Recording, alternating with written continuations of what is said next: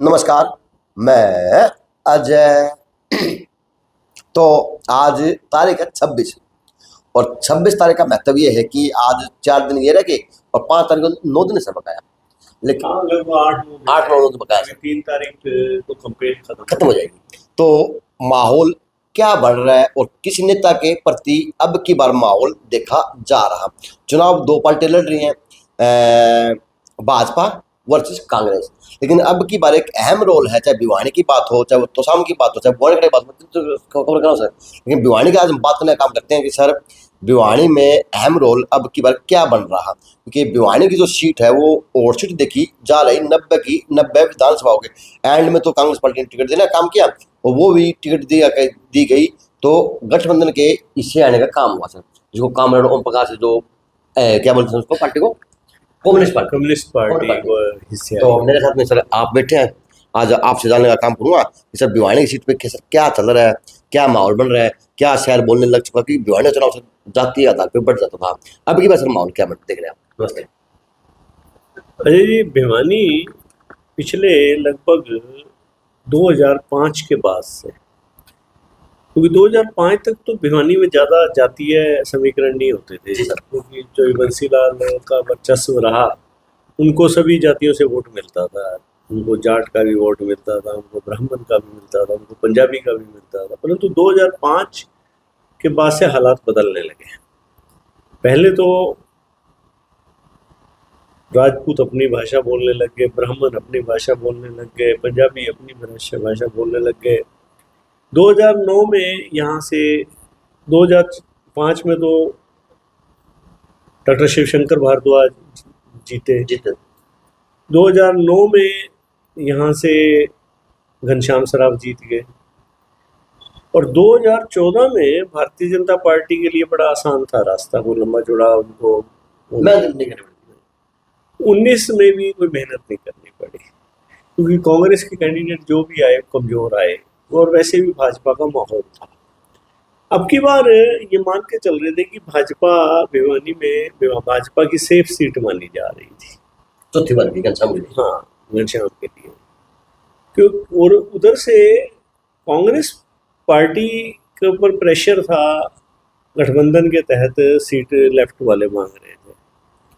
Ultimately ये seat left को चली गई, कामरेड ओम प्रकाश आ गए। शुरुआती दौर में ऐसे लगने लगा कि घनश्याम सराफ एक तरफा चुनाव जीत जाएंगे, लेकिन जो घनश्याम सराफ का 3 कार्यकाल है, उनके 3 बार जो एमएलए रहे, उसकी जो एंटी इनकम्बेंसी थी वो धीरे धीरे मार्केट में दिखाई देने लगी। वो रोज बन गया सर। हाँ, वो एक्चुअली 15 सालों में भिवानी में ना, देखो घनश्याम सराफ को एज ए ह्यूमन बीइंग देखें, भी एक इंसान के रूप में देखें तो एक शरीफ आदमी है, अच्छे व्यक्ति हैं। परंतु हर बार देखो, आप एक अच्छे व्यक्ति हो सकते हो, जब तक आप स्कूल में अच्छे अध्यापक नहीं होगे तो फिर बच्चे फेल हो जाएंगे आपके। आप अच्छे पत्रकार मतलब कि नहीं हो और आप एक अजय नायक बन के बैठ जाते हो तो फिर फायदा क्या उस चीज़ का। तो अब लोगों के अंदर ये भावना घर करती जा रही है। भाई शहर के अंदर पिछले 15 साल में, खासतौर में पिछले 5 साल में तो बहुत बदहाली रही। बताएं। पानी की बड़ी भारी समस्या है शहर में, लोगों को बड़ा गंदा पानी पीना पड़ा।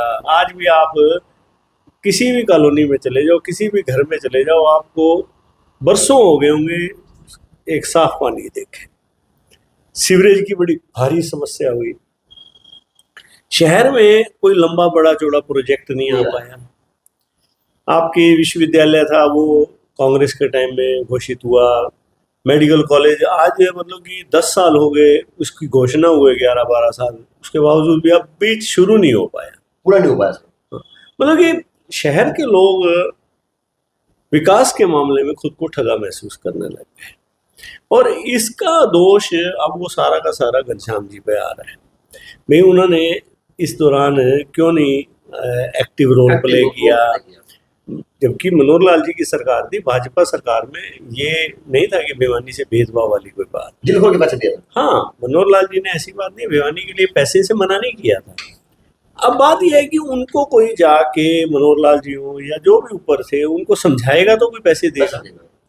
आपके लिए जो अच्छा, फिर नगर परिषद के अंदर भी मतलब कि जो पिछले 10 साल के अंदर नगर परिषद पे भी कई आरोप लगे, सीबीआई की जांच भी शुरू हुई, और इसी प्रकार जो डिपार्टमेंटों में भ्रष्टाचार है वो भी बढ़ा, और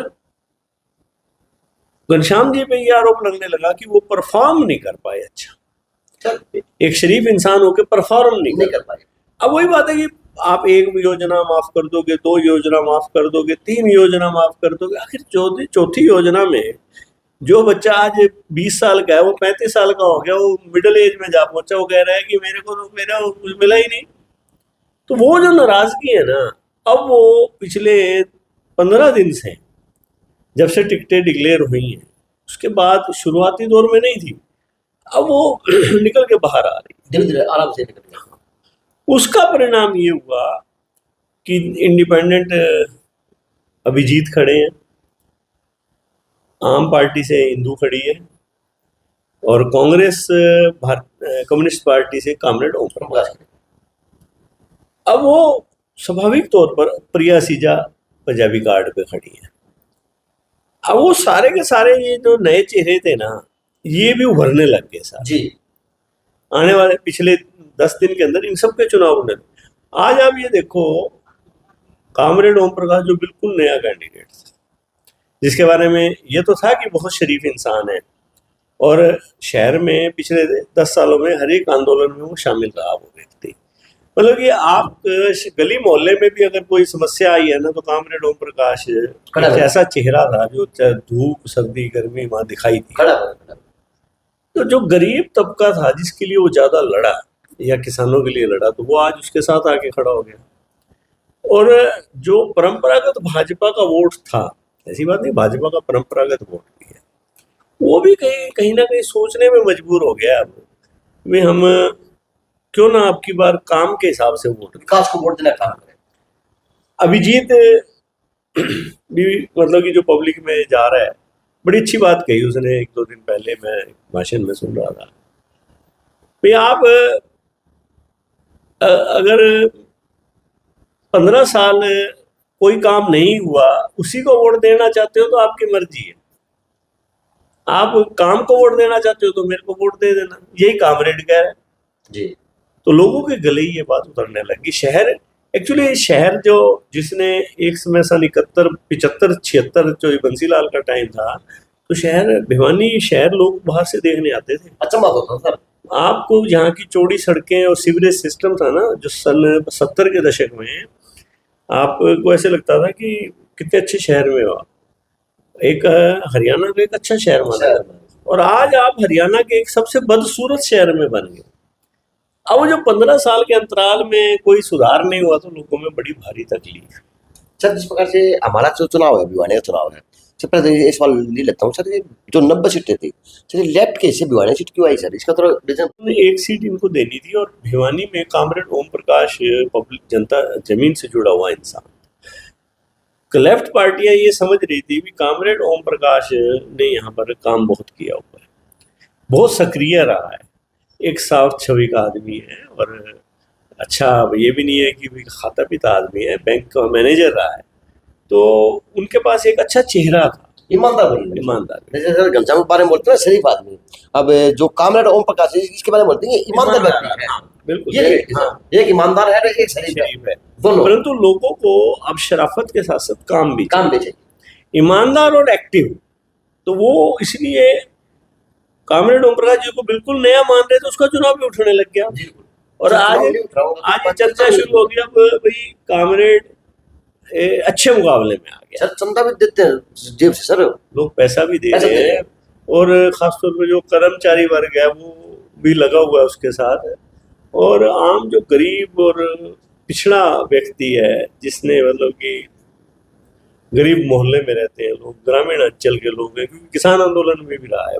लेकिन सर ये मैं एक भिवानी चुनाव की एक बात और करूँ सर, आपके आगे रखूँ, तो मैंने ये भिवानी चुनाव में बड़ा बारीकी से देखना काम किया, जो अब भीड़ है ना, रैलियों की हो, लोग नेताओं के पीछे की हो, सर वो पेड़ आने शुरू हो चुकी, यानी भिवानी तो सर ठेकेदार बन के बैठे हैं, महिला ग्रुप में हो, पुरुष ग्रुप में हो, व्यक्ति कितना लिया हुआ, मैं 500 में ले आऊंगा, 300 रुपये दिहाड़ी है, 400 रुपये दिहाड़ी है। सर ये बड़ा भयंकर काम चला हुआ है।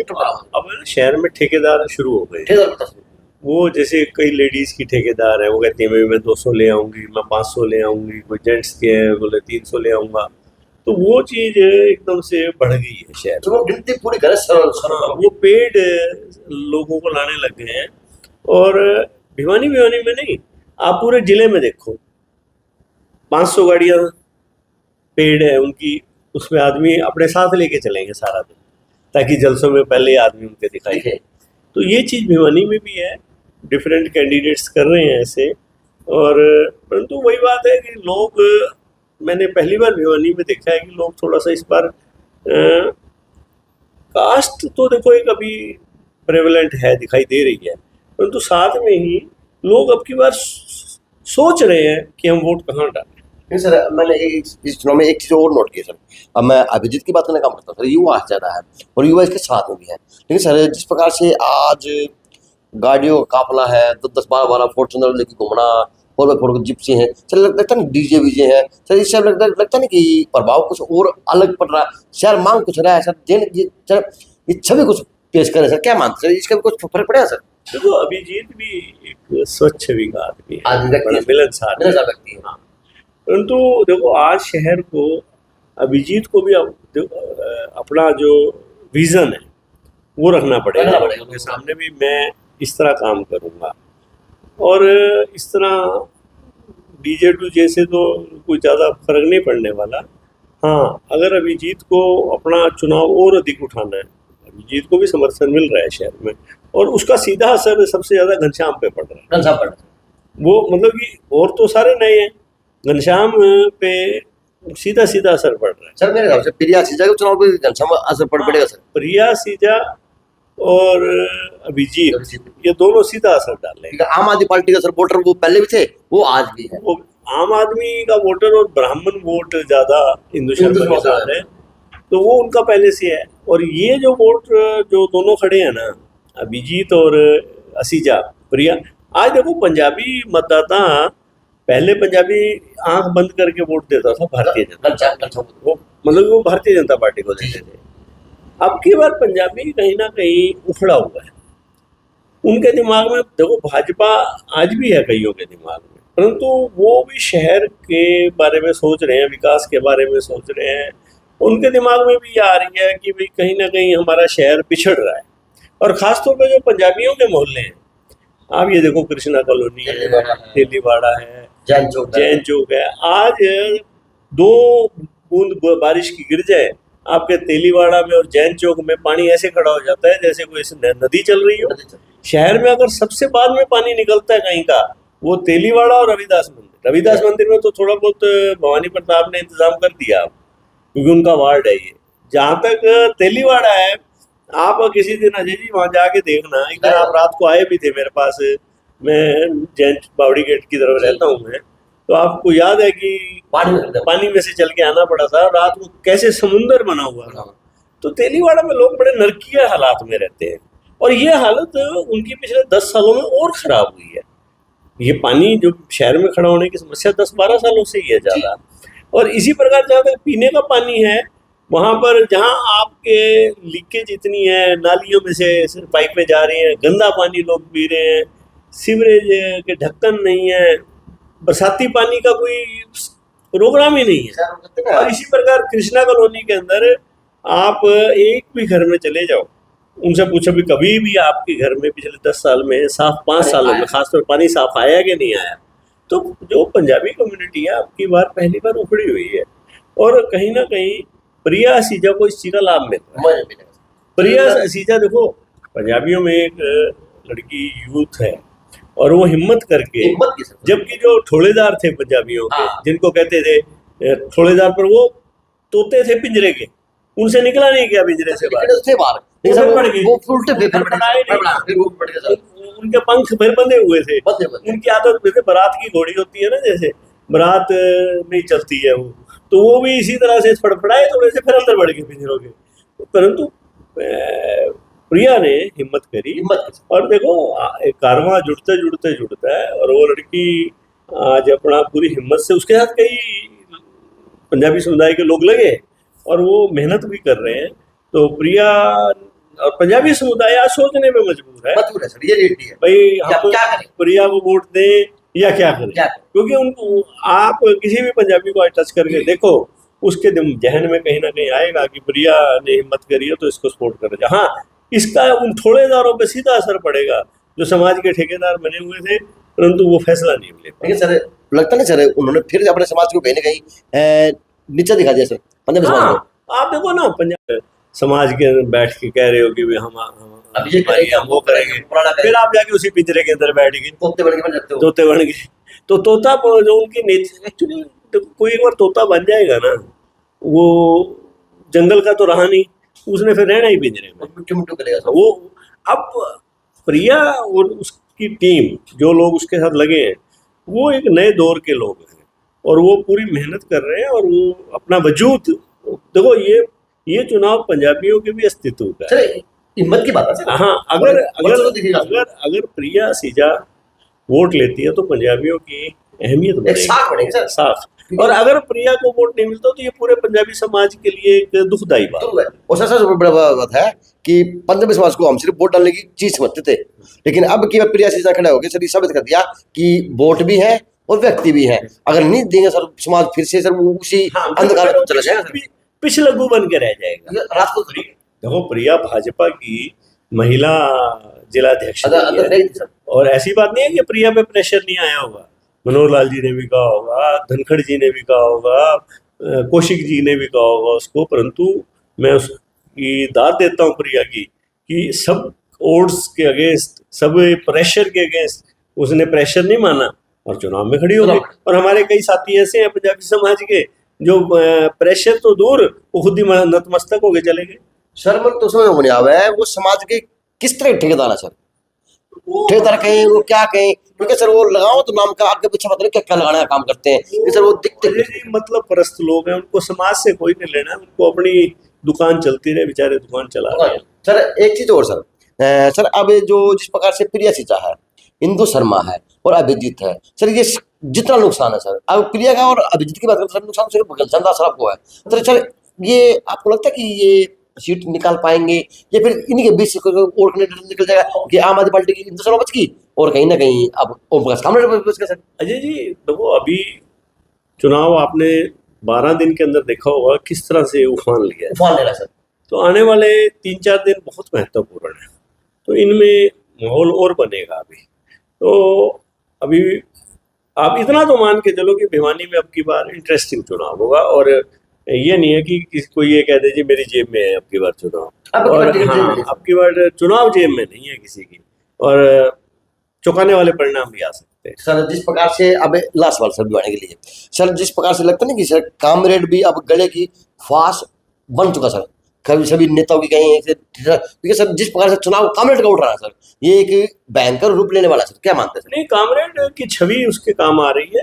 और देखो, जो लोग जाति पाति में विश्वास रखते हैं उनको भी कई बार सोचना पड़ेगा कि काम भी कोई चीज होती है। काम भी अकेली जाति पाति या धर्म जात पात के नाम पे नहीं चुनाव लड़ना चाहिए, जात पात से बाहर निकलना चाहिए। शहर आपका है, शहर के अंदर आप किसको भी वोट दो, चाहे आप घनश्याम को दो, चाहे आप कामरेड को दो, चाहे आप सीजा को दो, चाहे अभिजीत को दो, चाहे इंदू को दो, आप मेरिट पे दो, काम के आधार पे दे काम पे। और अगर काम के आधार पे वोट होता है तो शहर के लिए सर मैं कह सकता हूँ 26 तारीख को आज हम कह सकते हैं सर कि जो कैंडिडेट खड़े हैं ये निरंतर नुकसान भाजपा के कैंडिडेट। हाँ, देखो भाजपा को नुकसान हो, भाजपा नुकसान सीधा नुकसान हो रहा है। चलो thank you sir. Thank you. तो बात करने का काम किया, ये भिवानी की रिपोर्ट थी, JNC से अजय नायक, दीपन शर्मा गया खास रिपोर्ट।